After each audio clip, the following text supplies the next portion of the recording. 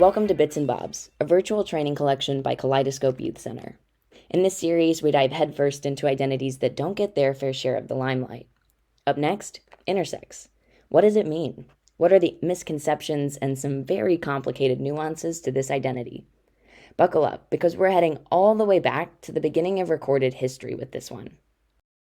Like every video, though, we need to first get on the same page about the words we're using to describe this group of people. Our main characters today are intersex. Intersex people are born with bodies that are not classified as traditionally male nor traditionally female. Various combinations of physical anatomy, chromosomes, and hormones can make it hard to classify someone as male or female. There are at least 40 known intersex variations. On the flip side, we have folks who are endosex. This basically means someone is not intersex. That means their chromosomes, hormones, and physical anatomy classify them as either male or female. Intersex people used to be called hermaphrodites. This is now considered a slur. You see, in the animal kingdom, hermaphroditic animals have both male and female reproductive anatomy. They contain both complete sets within them. But this is not a thing that occurs in humans. Intersex folks don't have both male and female reproductive systems. Our final word for today is transgender. And defining transgender in this module may seem like it's coming out of left field, but it's important to distinguish that intersex conditions are completely biological. They are not at all related to transgender identities. Someone who's trans has a gender identity that is different from the sex they were assigned at birth. This is due to their identity, not necessarily their biology. Intersex people can be transgender, but intersex people are not automatically considered transgender. If you'll kindly step into my time machine, we're going back to the 1st century. Ardhanarvishwara is a figure made up of both the Hindu deity Shiva and Shiva's consort Parvati. The earliest images of Ardhanarvishwara were found in the modern-day area of Uzbekistan, Pakistan, and Afghanistan. Ardhanarvishwara represents both masculine and feminine energies, usually depicted with Shiva's masculine qualities on the left and Parvati's feminine qualities on the right. This person provides some of the earliest evidence of intersex traits. In Greek mythology, Hermaphroditus was born with a physical body combination with characteristics like those of a man and those of a woman, and also had superpowers. In the 1960s, U.S. doctors started recommending normalizing surgeries for intersex babies. These surgeries alter the appearance of external genitalia to make it appear more traditionally male or female. Doctors believed intersex children would face increased stigma and discrimination in their lives if they left the children as they were. Most of the time, parents were given incomplete information about the risks and potential complications of these procedures, leaving them to make a life-altering decision for their child without the full story. Surgeons pressured families to consent to the surgeries, and wanting the best for their child, families complied. Some people underwent these surgeries later in childhood, and some were even lied to about the purpose of the surgeries. Intersex advocates want to delay surgeries until children are old enough to make their own decisions about what surgical interventions they want, if any. Conducting these procedures on young children and infants deprive intersex children of the opportunity to have self-determination and bodily autonomy. Surgical complications also frequently lead to incontinence, infertility, emotional trauma, and lack of sexual functioning. There's nothing inherently wrong with intersex bodies. The Intersex Society of North America states that surgery should only be conducted in situations where the procedure would be life-saving. Organizations like the Intersex Society of North America, Interact, Bodies Like Ours, Intersex Initiative, and Intersex Campaign for Equality are all organizations fighting to expand awareness of and rights for intersex individuals. In September of 1955, the American Academy of Pediatrics released an article that read, "When there is prolonged doubt and uncertainty on the part of the parents, or when a change of sex is imposed after an early age and before late adolescence, the child will be confused and perplexed, and psychologic difficulties result.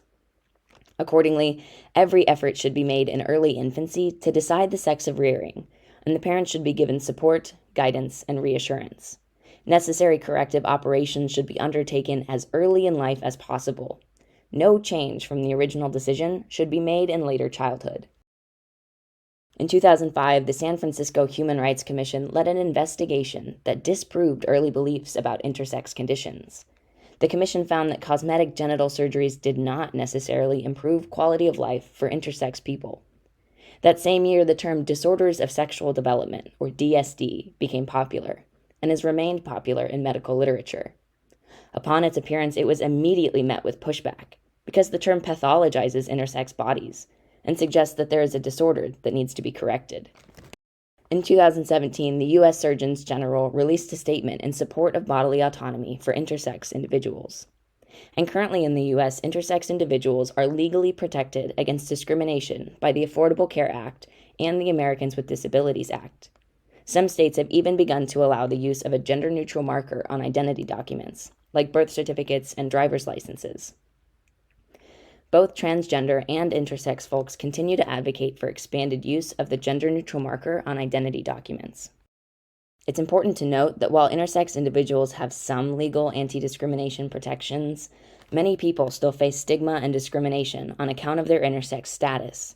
That's why it's important to provide education about intersex conditions and continue to have conversations to normalize the existence of these identities. Okay, got it. Easy enough. LGBTQIA+, the I is intersex, and since it's in the acronym, it falls under the queer umbrella. Apologies, friend, I led you right into that one. This is where the whole situation gets tricky. There's some important nuance to recognize about intersex identities. Someone who's intersex is not necessarily queer. An intersex person may identify as cisgender and heterosexual. That's perfectly lovely. Similarly, someone who's intersex is not necessarily transgender. They're born intersex, and usually they're socialized as either a man or a woman, based on the way their body presents at birth or after surgeries. However, someone can absolutely be both intersex and queer. Perhaps we have an intersex friend, Pyro, who was born, and her family decided to socialize her as a woman. Maybe she grows up and marries a woman and identifies as a lesbian. Alternatively, maybe Pyro grows up and identifies as non-binary. Those are both perfectly valid paths for Pyro. Well, hold on now. If an intersex person isn't necessarily queer, then why are they included in the acronym? The LGBTQIA+ community was built on a foundation of protest and revolution, largely spurred by queer and trans people of color fighting for respect and legal recognition. Intersex advocates continue to fight for the right for bodily autonomy and self-determination, the same objectives at the root of queer and trans advocacy efforts. If you or someone you know would like to find more representation of intersex identities in the media, consider taking a look at websites like this one.